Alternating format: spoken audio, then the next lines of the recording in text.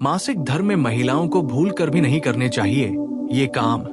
कान खोल कर सुन लो, क्योंकि ये बातें केवल शरीर की नहीं बल्कि ऊर्जा, संस्कार, शुद्धता, मानसिक संतुलन और पारिवारिक समृद्धि से जुड़ी होती है। और यही बातें परम पूज्य प्रेमानंद जी बार बार समझाते हैं कि स्त्री जब मासिक धर्म के दिनों में होती है तो उसका शरीर अत्यंत संवेदनशील, उसकी सूक्ष्म ऊर्जा अत्यधिक कोमल और उसका मन ग्रहणशील होता है। ऐसे में यदि वह कुछ ऐसी गलतियां कर दे जिनसे शरीर, मन और घर की आध्यात्मिक ऊर्जा प्रभावित होती है तो इसका प्रभाव न केवल उसी पर बल्कि पूरे परिवार पर देखा जाता है।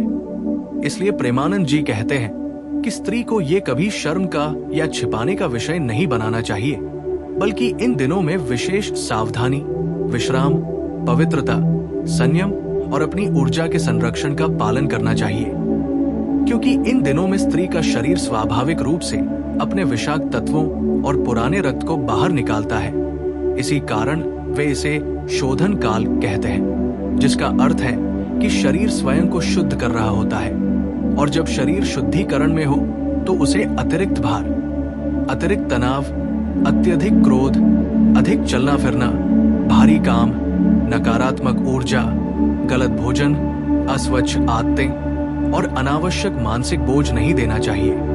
लेकिन आज की भागदौड़ भरी जिंदगी में महिलाएं अक्सर भूल जाती हैं कि मासिक धर्म में शरीर को अतिरिक्त आराम चाहिए, और यही भूल कई तरह की शारीरिक असुविधाओं, ऊर्जा ह्रास और मानसिक थकावट का कारण बनती है। इसीलिए प्रेमानंद जी कहते हैं कि स्त्री परिवार की मूल ऊर्जा है। यदि वह थक जाती है तो पूरा घर थक जाता है। इसलिए सुनो और ध्यान से समझो। पहला काम जो स्त्री को मासिक धर्म में भूल कर भी नहीं करना चाहिए वो है भारी शारीरिक श्रम, जैसे झाड़ू पोछा, पानी भरना, सीढ़ियां चढ़ना उतरना, भारी सामान उठाना, क्योंकि इन दिनों गर्भाशय के अंदरूनी भाग में खिंचाव स्वाभाविक रूप से बढ़ जाता है, और यदि स्त्री उस पर अतिरिक्त दबाव डालती है तो नाड़ी तंत्र कमजोर होता है, कमर में दर्द बढ़ता है, थकान जल्दी आती है और शरीर की ऊर्जा नीचे गिरने लगती है। दूसरा काम जो प्रेमानंद जी हमेशा समझाते हैं वो ये कि इन दिनों में ठंडे पदार्थों का अत्यधिक सेवन नहीं करना चाहिए, जैसे बर्फ, आइसक्रीम, बहुत ठंडा पानी, फ्रिज के सीधे पदार्थ, क्योंकि इससे रक्त संचार धीमा होता है और दर्द बढ़ने की संभावना रहती है। साथ ही शरीर की ऊर्जा नीचे बैठ जाती है, जो अगले दिनों में कमजोरी का कारण बनती है। तीसरी बात, मासिक धर्म में अत्यधिक तनाव, क्रोध और मन की अशांति से दूरी रखनी चाहिए, क्योंकि इन दिनों स्त्री का चित्त अत्यधिक संवेदनशील होता है। छोटी सी बात भी उसे मानसिक रूप से थका सकती है, और क्रोध या तनाव से शरीर की ऊर्जा अनियमित हो जाती है। इसीलिए प्रेमानंद जी कहते हैं कि इन दिनों में स्त्री को जितना हो सके शांत रहना चाहिए, मधुर संगीत सुनना चाहिए, मन को प्रसन्न रखना चाहिए और खुद को दोष देने से बचना चाहिए। चौथी बात, मासिक धर्म में बहुत सी महिलाएं गलत आदत के कारण पूजा स्थान को हाथ लगाना, आरती पूजा करना या मंदिर जाना आवश्यक समझ लेती है। लेकिन प्रेमानंद जी कहते हैं कि ये किसी भी तरह से स्त्री को छोटा या अशुद्ध दिखाने का नियम नहीं है, बल्कि इन दिनों में स्त्री की ऊर्जा बाहर की ओर प्रवाहित होती है, और मंदिर जैसी सूक्ष्म ऊर्जा वाली जगह में ये प्रवाह असंतुलन पैदा कर सकता है। इसलिए इन दिनों में पूजा की बजाय मन में ईश्वर का स्मरण करना पर्याप्त होता है।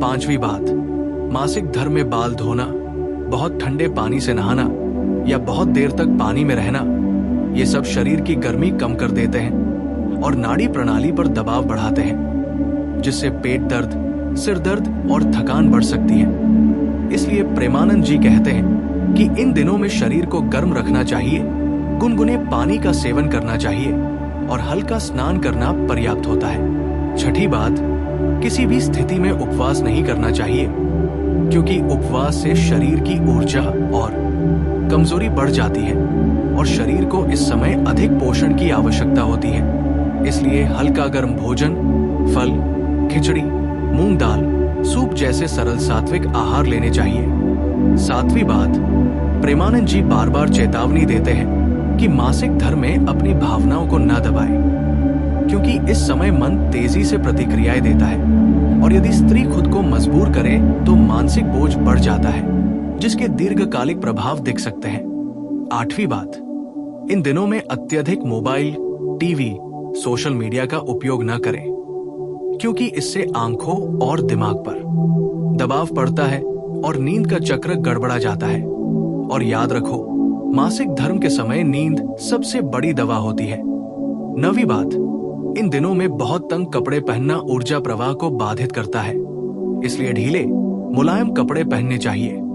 10वीं बात, इन दिनों में बहुत सी महिलाएं शर्म या मजबूरी के कारण अपनी तकलीफ किसी से नहीं कहती, लेकिन प्रेमानंद जी कहते हैं कि ये समय ऐसा है जब परिवार को स्त्री को अतिरिक्त प्रेम, आराम और सहानुभूति देनी चाहिए।